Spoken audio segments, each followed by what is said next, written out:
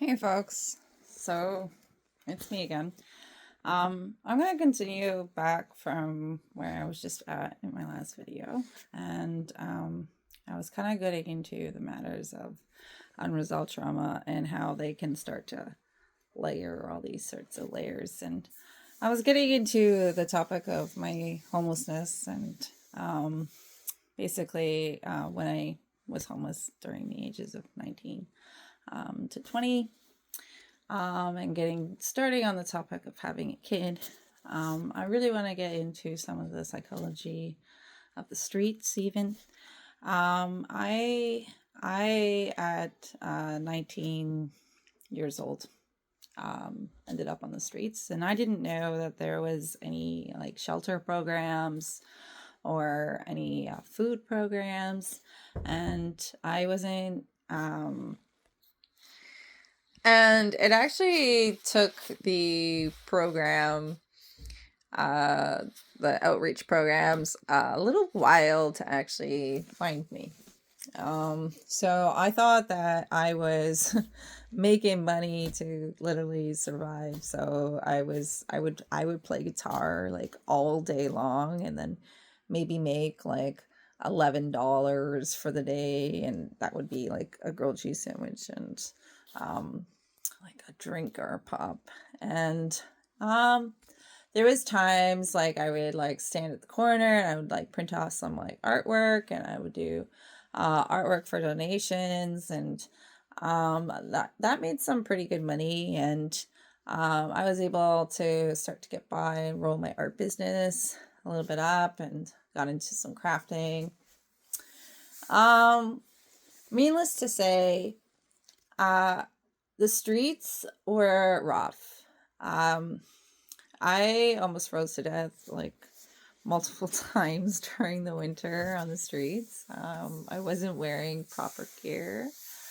Um, there was positions of where I was just insomniac because of being on high alert while sleeping. And especially being a woman, that high alert's even higher. Um, I will say that I was lucky to find one of those like pods outside. And that actually like saved my life. When it was really, really cold, I got to sleep in one of those for a couple weeks. Um, there was an encampment that I was a part of at one point. And I did a lot of fire, so I kind of kept warm that way. Um, and then at one point I was found from the program, and I went through a shelter program. And inside the shelter program, they had like 50 beds all crammed up into like rows, and they have like not enough showers and not enough bathrooms to really be suitable for the amount of people that are there. Um, Also, like there was only 4 female slots that were actually available for females, which I thought was a little bit interesting. Every bed was filled. I was on top of a referral center, and inside the referral center, they would always have lineups of people just waiting to get referred to certain shelters, and sleep there during the night, just waiting. And um, it was really sad. It was really sad to watch because you could see a lot of people struggling with different struggles that are going through something, and life is just still hitting at them. There was like a huge, stealing problem. So, people's belongings were often taken. You couldn't really like have nice things or expensive things or even like basic necessity things like a phone, without, people trying to pickpocket you or that sort of jazz. Um, the streets are the streets, and People are desperate because they're at their lowest lows and they're not getting the proper resources and help because the system is overextended all these like resources in all the wrong places. We spend so much money on like the maintenance program that it's almost insulting. And then our biggest like targets, not only do we have to deal with the street people who are going through a hard time, that are not getting the proper resources, but our major component is with like policy or police. And, you know, I was a victim when I was homeless of being seriously beaten by police officers where my head was smashed into a concrete wall and my friend was kicked in a turtle position by several officers. And we were taken down at like 3 a.m. in the morning because there was absolutely no washroom accessibility in the city. And we had to go down a side road. We weren't even on a major road and going off to the side of like a warehouse. And just so happened that where he took and went to the bathroom to take a piss happened to be the same spot of a police officer. And the police officer came out very aggressive and he ran out towards us. And next thing you know, I was assaulted by police officers. And he was assaulted by police officers. So like you're not only like worried about, you know, the roughness of, you know, the street dynamic, but you're also worried about the roughness of the system dynamic on how it criminalizes homelessness. And that's pretty pathetic. Especially for the fact that most of these people that are going through it are people who have gone through trauma, people who have gone through circumstance. Maybe it was an accident that, you know, messed up their leg, that made them not be able to work the same. Or maybe, like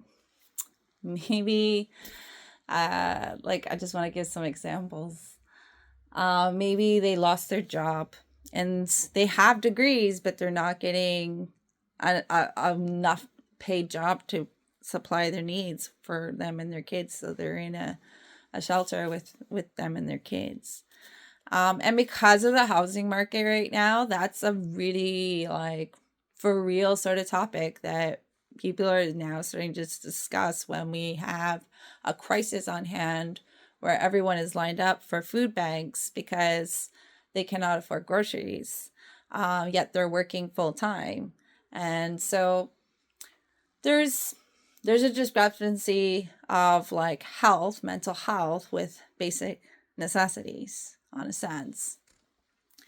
And I wanted to get into that because from that incident with the police, I got very passionate about this topic and got into doing more social activist work. Social activist work was like probably a really healthy outlet for me at the time with my borderline because I was volunteering. And when I was volunteering, I was able to actually engage with my community and feel like I am a part of an event or a part of a gathering. I would go to group fires. I would go for drum circles. I would go for tobacco ties. I would go for, you know, different hikes or different gatherings where we meet up and we do a collective mural together so that we can have more green spaces or just things that were like proactive that I wanted to see some shifts in because I got so passionate about the injustices that I had experienced in my life.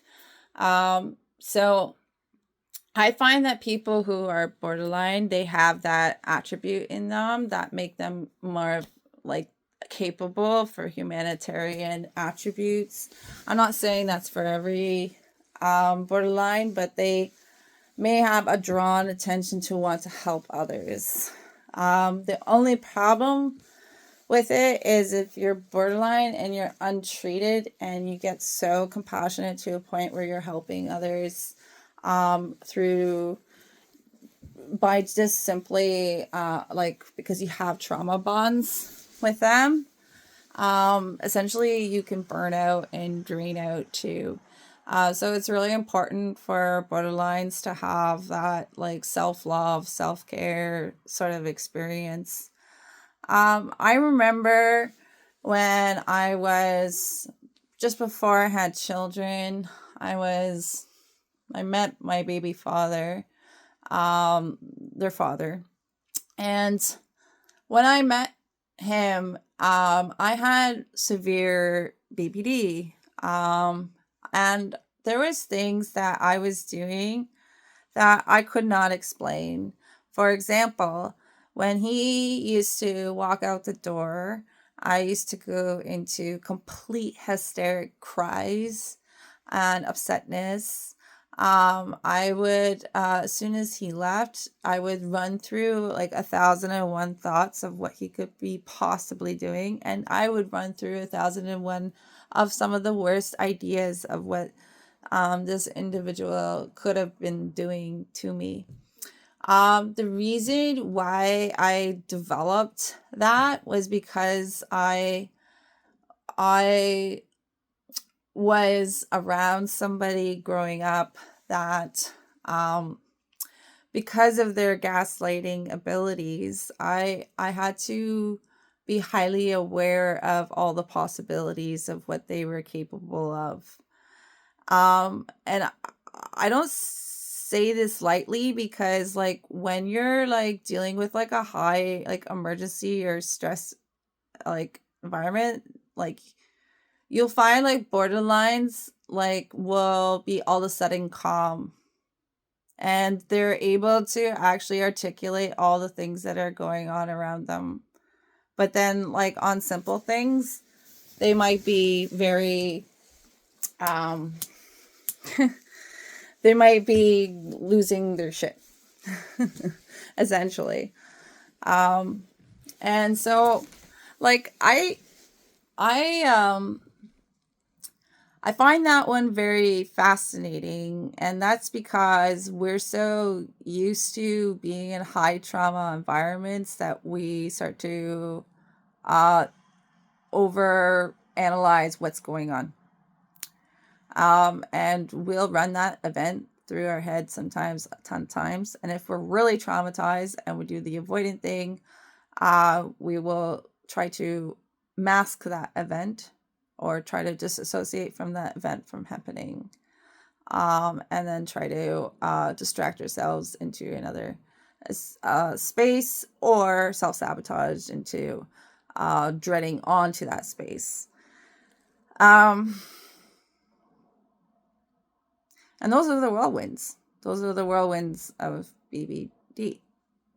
My whirlwinds used to be like very, very, very strong. Now, after all of my therapy and the work that I've gone through, my whirlwinds are not as insane as before. I was driving myself insane, like quite literally insane with my thoughts and my ideas. I also theorized that that was occurring because I have ADHD, and ADHD is something that's high functioning, and I am naturally like on stimulants sort of idea in my brain that picks up so many channels. Like I'll pick up color patterns, I'll pick up number of people patterns, how many red shirts are being worn into a space, while I'm picking up word patterns of conversations. And these high functioning things are also can be used for like really positive things. So like you'll find like some of the millionaire clubs and the billionaire clubs, like a lot of these CEOs, they have ADHD. And like you'll find that ADHD folks are really good at like multitasking. So they're really good at directing and managing like groups of people, doing multiple tasks at once. So they're high functioning. And especially with ADHD folks that have the hyper focus capacities, they will passionately drive into those things that they're fixated on for hours at a time. And what's interesting with the BBD ADHD relationship is surprisingly, there's a huge correlation between core diagnoses, where a lot of people who have BBD have ADHD as well, which is a fascinating thing that I find is also fascinating. But going into it, I wanted to talk about how, I essentially still had borderline symptoms because I was undiagnosed. And at 19, again, I remember him trying to leave the door, me going into hysterics, me going into tears. And I would think all these things, these terrible things, right? And I have to constantly tell myself, well, like, that's just, that's absurd.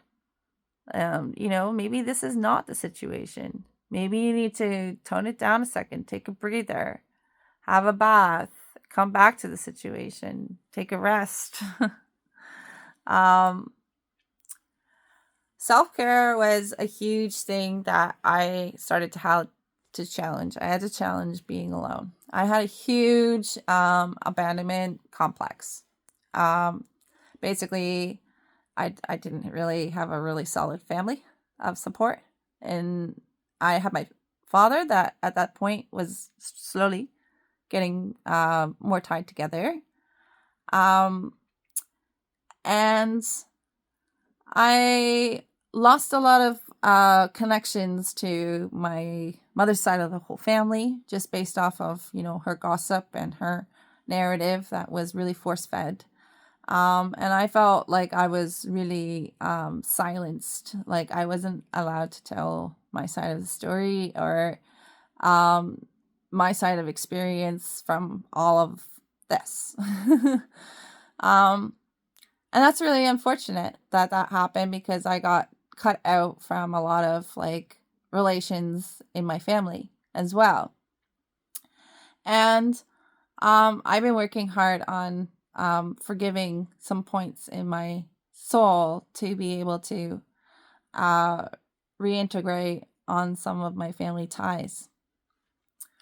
And I do understand that there is some intergenerational things that are going on, and from my own healing, that's something that I've come to terms with, so that I can do better, so that my kids do better than what I did, essentially. And through my awareness, I can be more better aware and receptive to understand if they're going through it, because I've been through it. So I mean, like, some of the core things like I get right into with teaching with my kids is kindness. Kindness and being humble.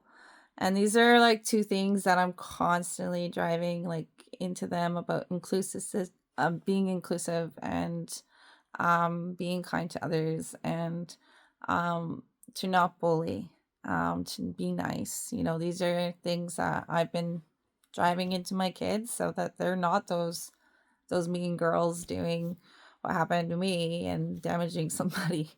Like I see that. I see that there's some responsibility as a parent to be receptive to our children and their school lives as well. And I do see how the anti-bullying thing has been slowly improving, but that's an ongoing process.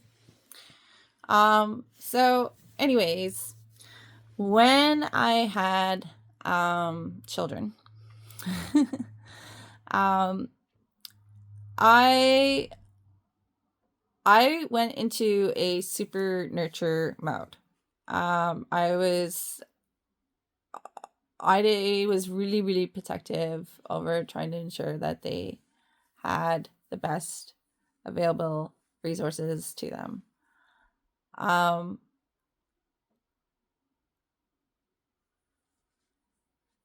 Overall, I am very grateful for the opportunity to know what I know and have children. Because I feel that there is, you know, a sense of where I feel like I am breaking some chains here and that there is another journey to be spoken, you know? And that makes me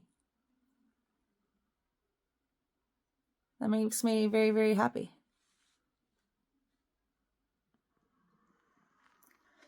So when I had kids, I went into this sort of major attachment for my children. I like deep love. Like there's nothing that they could do wrong. Nothing. They're my love and joy. So coming from a family like my mother who constantly drilled in my head, "Oh, you're sick, you're sick, you're sick, you're sick, you're sick," to a point where I was sick. It changed my psychology quite a bit in that sense.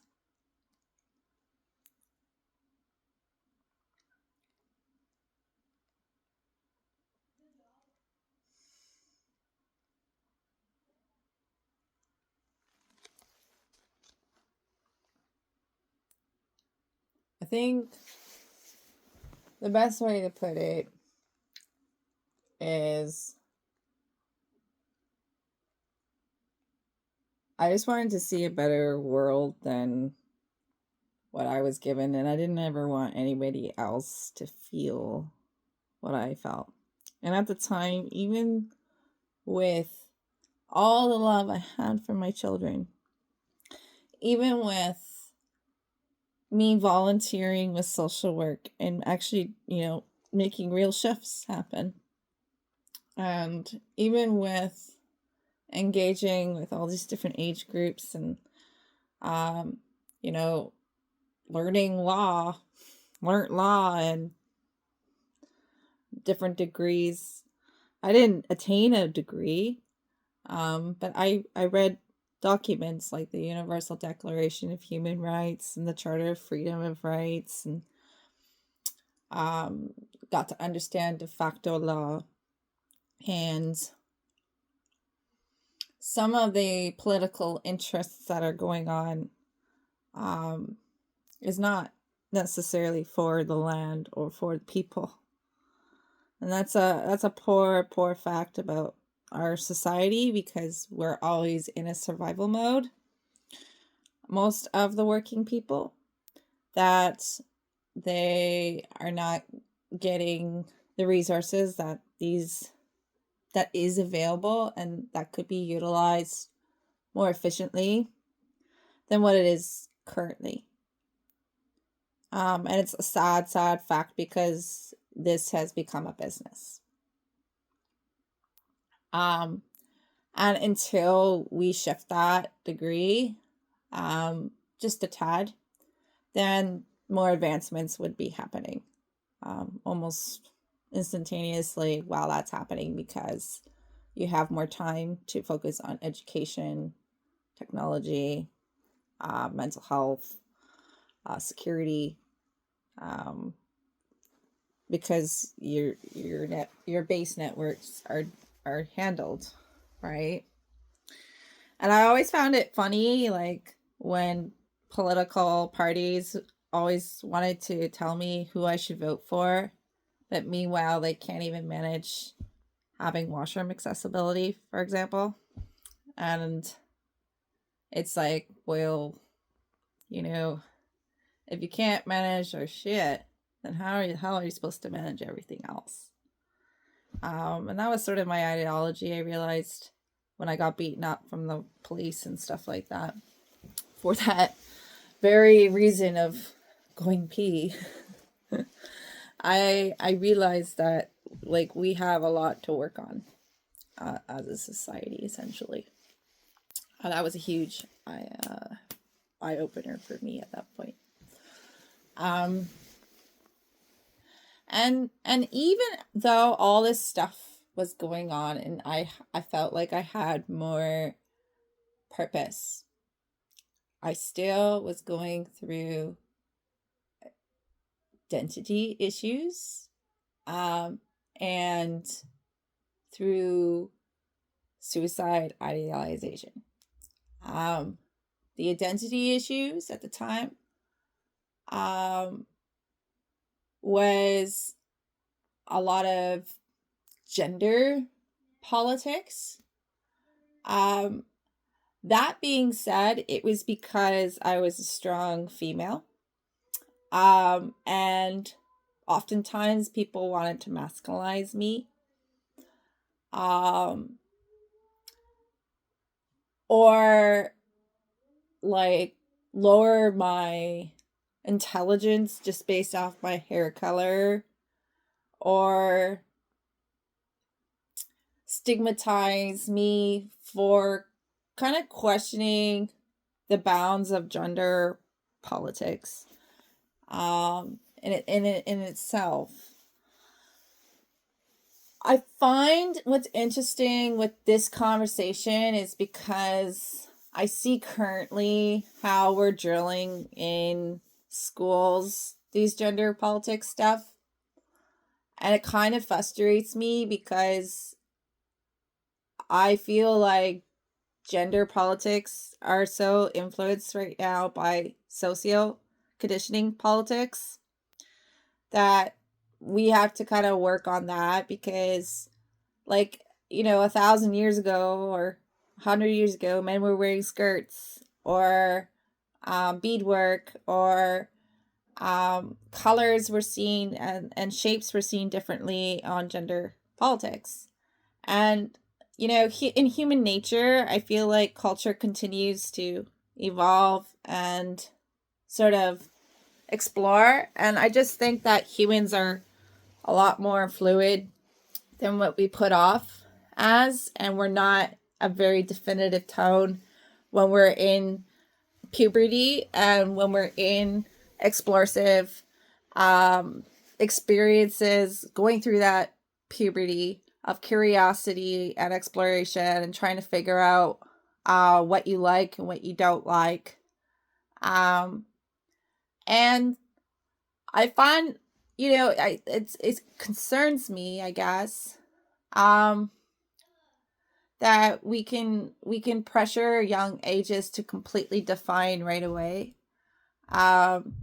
versus giving maybe more of an open-minded kindness to allow people to just explore who they are. And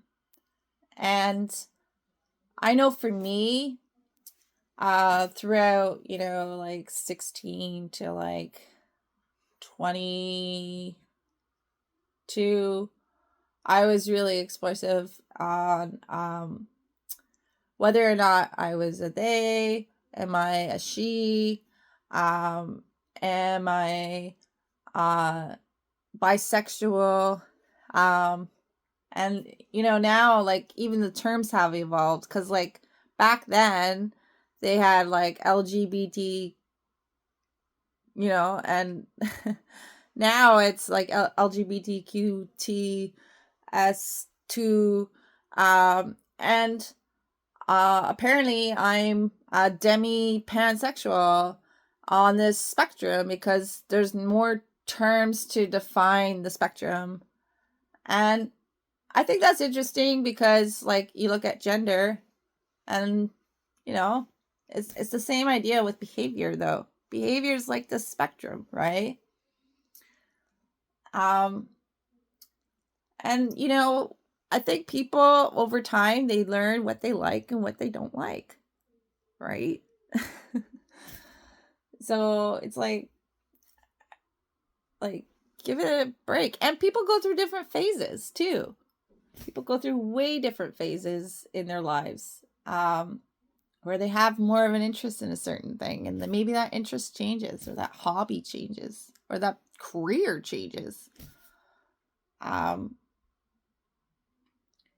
so I think humans are a lot more fluid than we put off. And, there is some issues I have with forcing necessarily medications on children, and hormones and these sorts of things, especially going through puberty, when we're going through our developing phases and we're figuring this out. Because I know for me, my gender identity journey took me from age 14 to 25, so 9 years. And my gender identity crisis had to do with the fact that a lot of people masculinized me because I was a strong female. And they had troubles with me being a female and having these strong traits,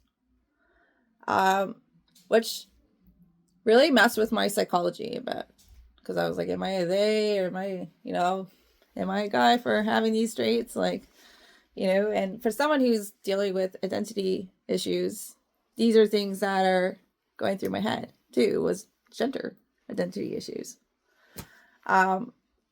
Which is a fascinating topic just on its own.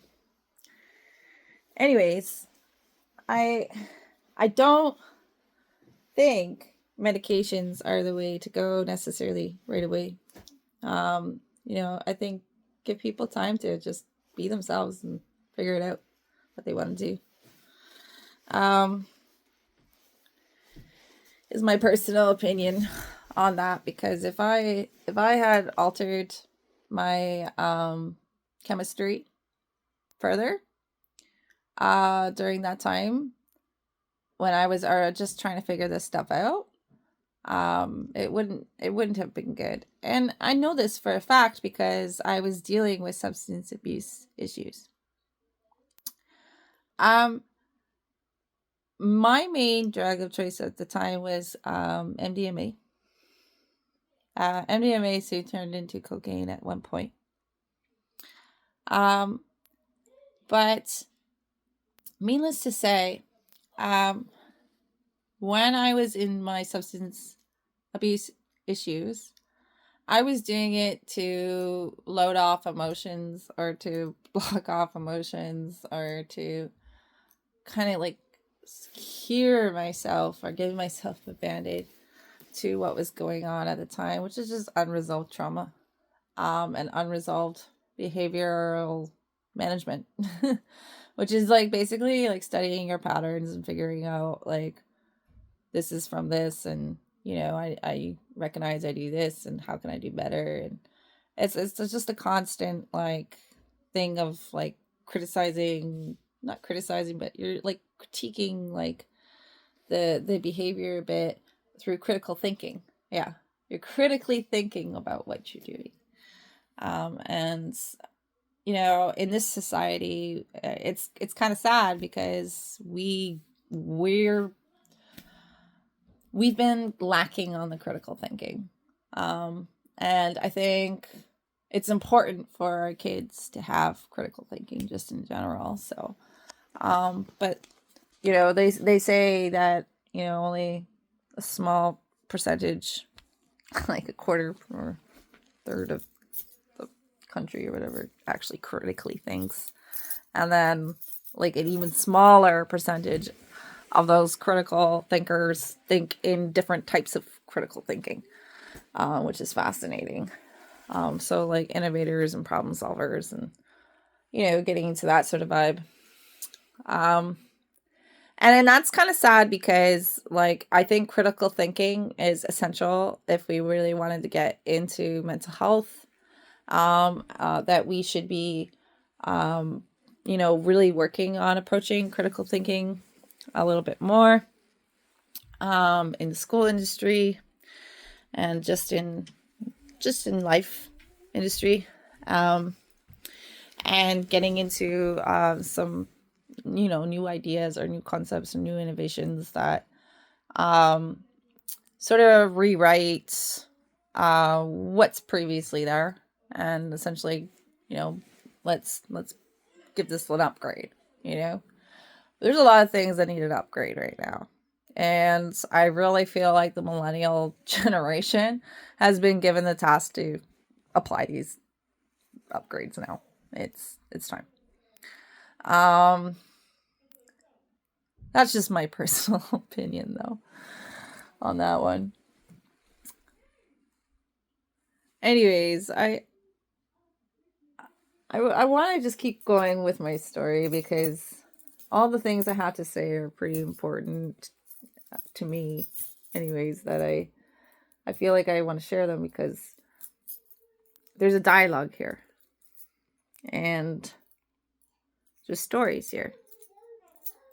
And I think they're important stories to tell so that we can have maybe a broader idea on mental health and how it's integrated into the system and what we're surrounded in our environment. Okay. So from I had my first daughter and I was super nurturing and all that sort of jazz. I still had polyamory relationships. Needless to say, I also had abandonment complex, which meant that I was crying a lot whenever my partner tried to leave the door.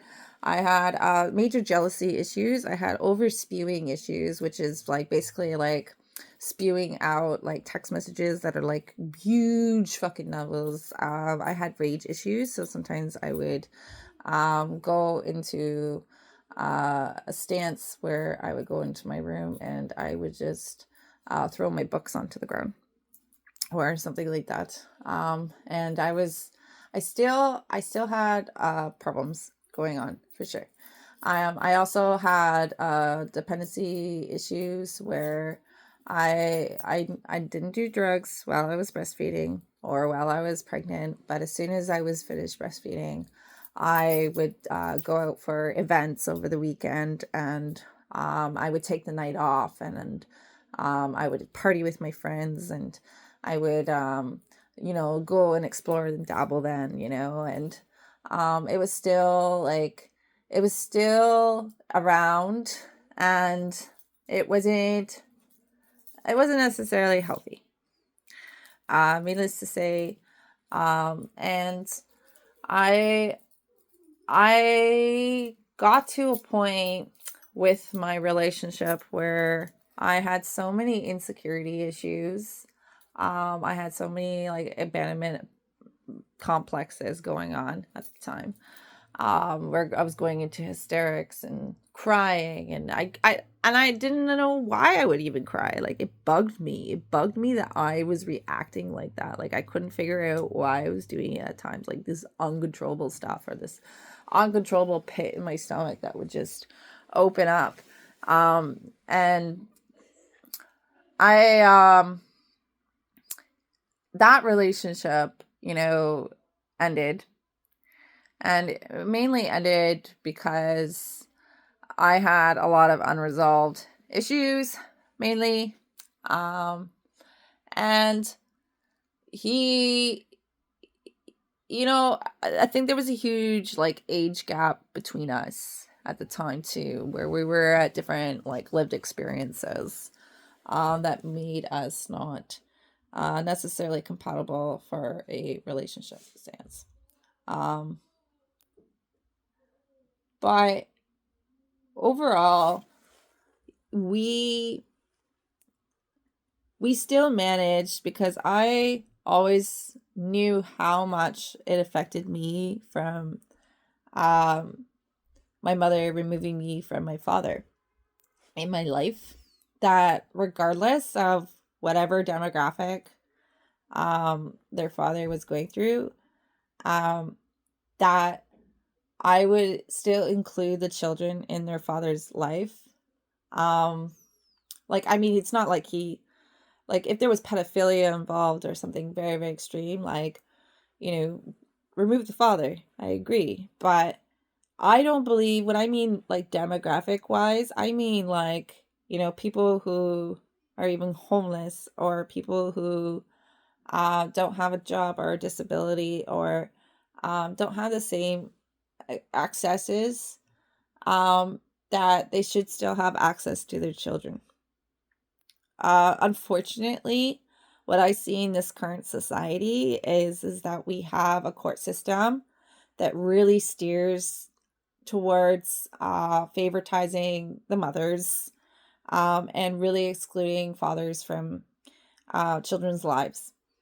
And I worry that these very notions that we're even doing in family court statistically, um, are actually creating some of the mental health problems that I'm discussing about, in regards to feeling abandoned or isolated, or having these attachment problems. Because usually when there's a separation, it's usually messy, and there's a lot of emotions, and your children are pretty receptive to those emotions and can kind of pick up on it.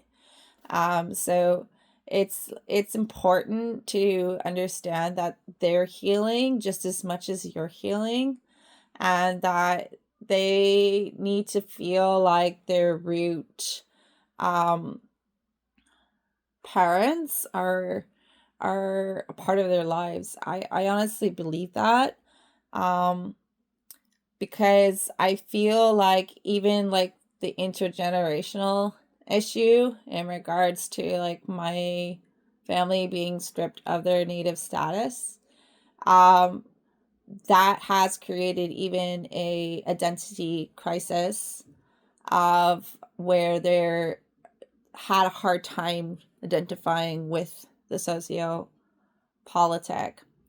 And I think that these ancestry, or these family relations, are actually very important to our basic necessities.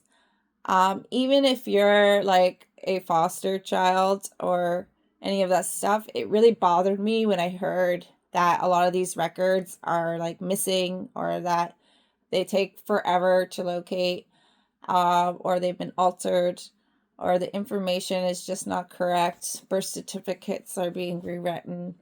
Um, and that's almost on purpose, because the government wanted to breed out the Indian.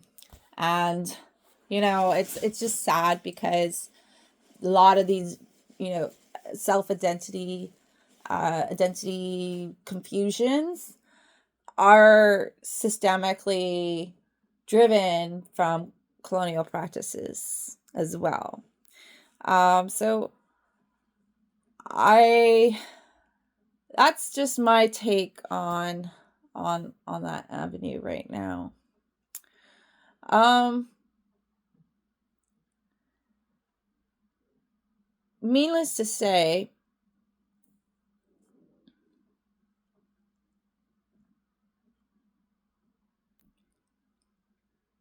this is where I want to get into the next chapter. So the next chapter is that I I have been clean for, at this point, this is age 26 and 27. I had been clean for many of years. For that point. Um, when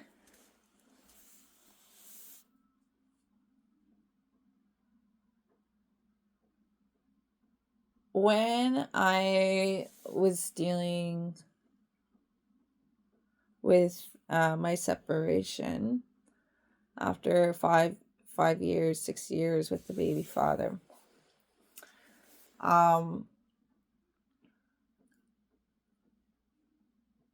I was basically going in and out of of trouble, so to say.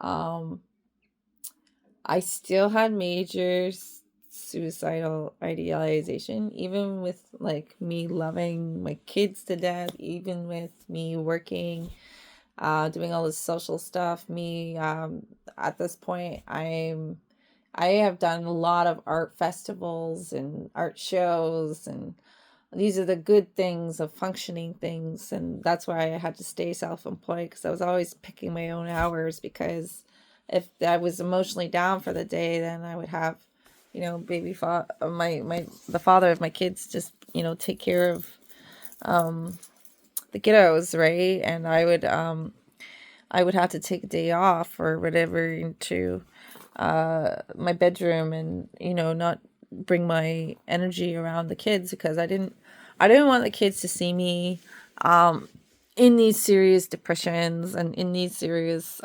experiences that I was going through at the time. And I had a support system that was going pretty well.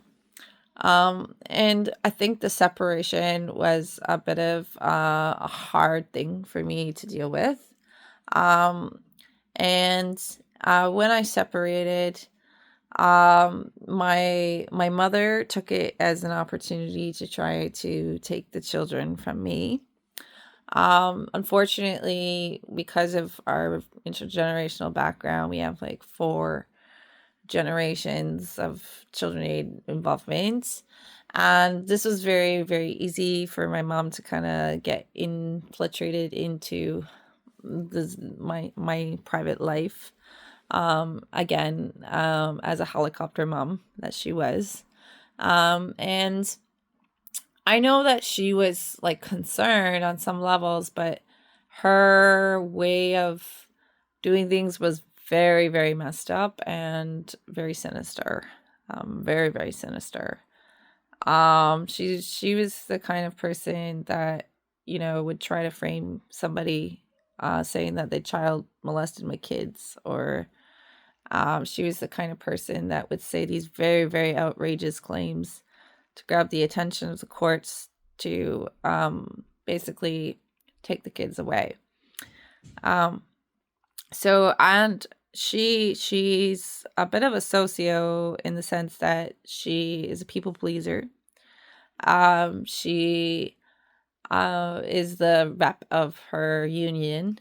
She is a teacher, and she has all these credentials. So on paper, you know, it doesn't look good when you're literally standing against someone who has all these credentials, and you're in community housing just trying to, get your business back together and get your life back together after having 2 kids. And so uh it's it was a whole situation in a sense. Um and my mom, she really played on my triggers. She knew what to say.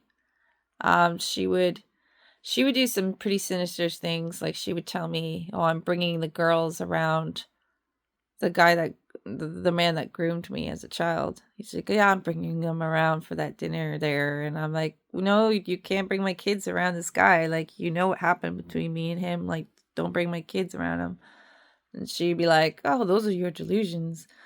And I actually had to go into the courts and alter the fact that onto the terms saying that the kids were not to be around this person or this individual, because she would use these forms of manipulation to try to get me emotional. And she would pull that stunt the day that I'm getting my psychological evaluation, of course, right? Like, she had great timing. She had great timing to strike when she wanted to strike. And the way that she struck was not normal. This isn't like what normal people do.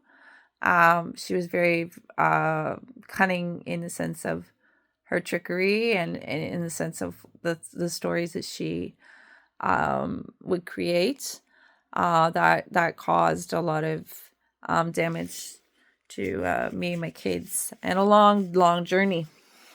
But I will say, because of this, at the same time, because I'm going to just give my pros and my cons, because of this, I was diagnosed. I was seen with a psychiatrist. And the psychiatrist, like, you got to understand, like, my mom, my whole life has been like, you're sick, you're the problem, you're something wrong with you. And it's funny, like, when they gave me the diagnosis of borderline personality disorder, I was kind of like shocked, right? Because in university, I was in university for 3 years, and I was studying psychology, and I was studying fine arts, and I was studying community arts for social change, and I was looking to get into art therapy, and um, it's it just kind of blew my mind that they were like, "Oh, you have borderline." I'm like, "Borderline? Like borderline?" I was like, "Well, I remember borderline being like these extremes, like people who like cut themselves or like try to commit, suicide." But then, I had to think about it, and I was like, "Well, you do idolize about this on on a daily basis, and there was all this stuff that's like, you're like, the more you kind of think about it, emptiness, hollowness, you're like, oh, I get it now.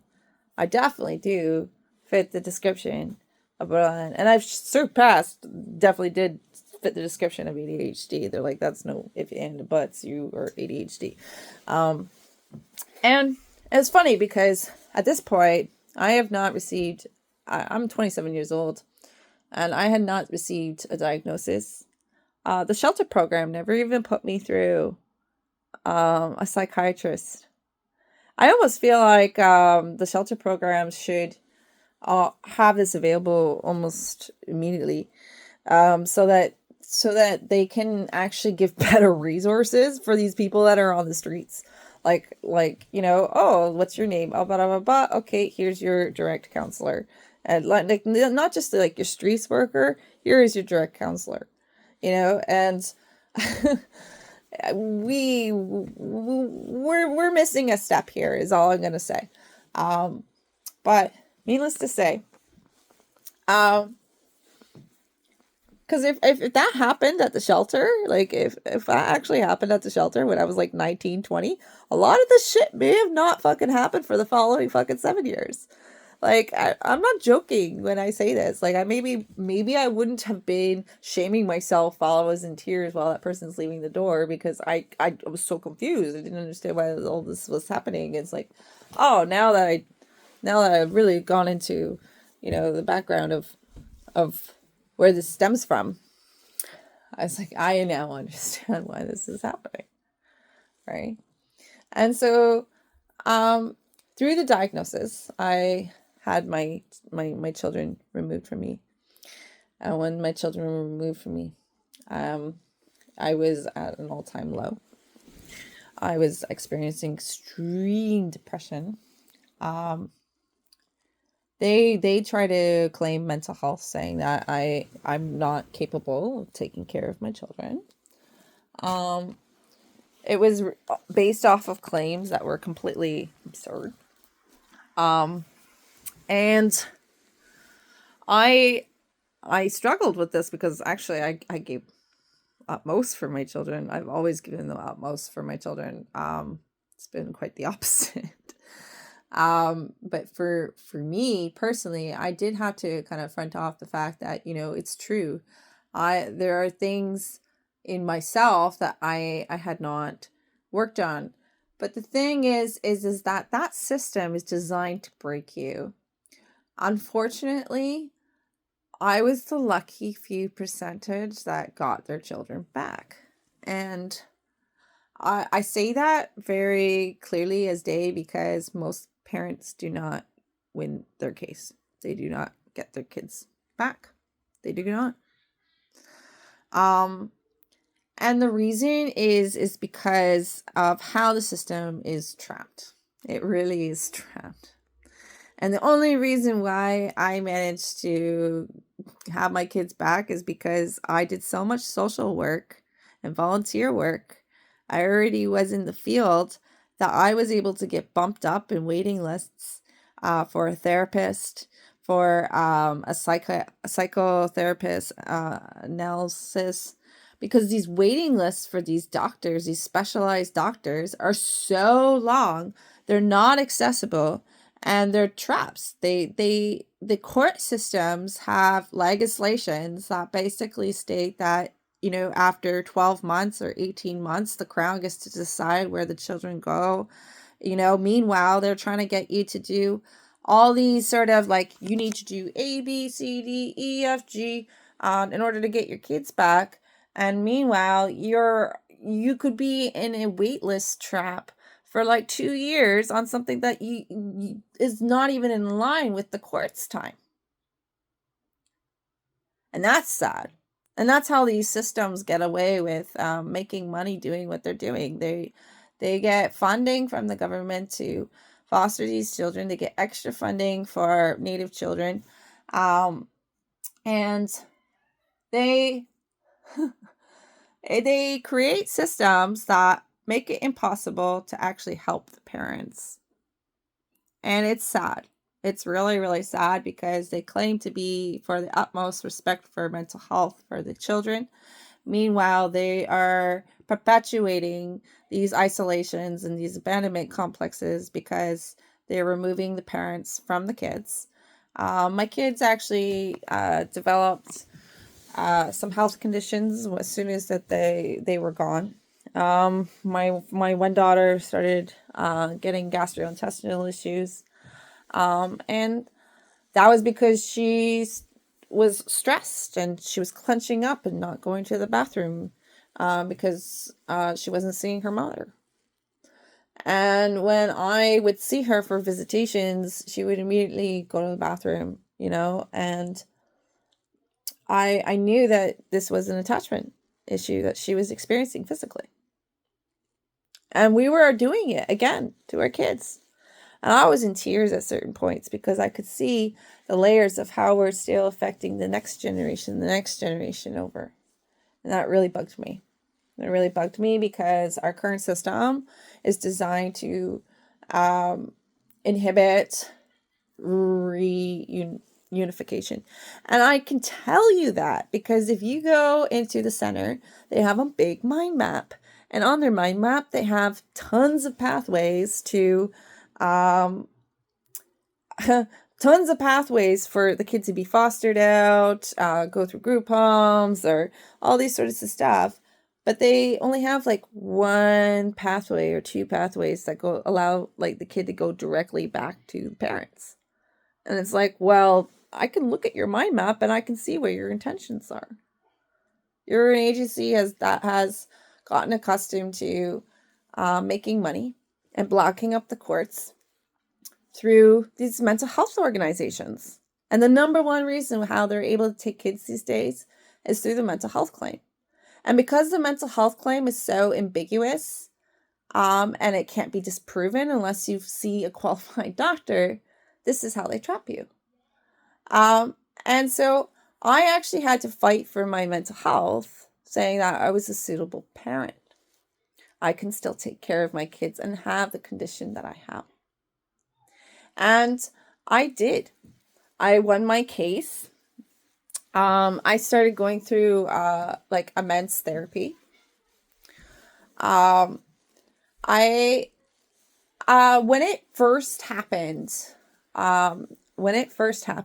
I did go through a sort of alcoholism problem, where I was so numbed out from the pain of them removing my children from my house. I was having like ghost feelings of basically where I would hear them cry in the room, but they weren't there.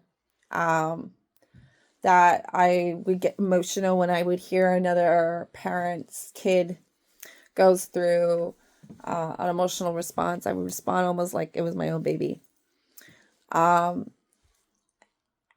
chemically, I know that when they took Ella, that basically I was still breastfeeding her. And they basically took her off of me still breastfeeding her, which, in my personal opinion, may have caused serious depression in me as a mother, and in my daughter, having that sort of severance happen. I think that there's a sort of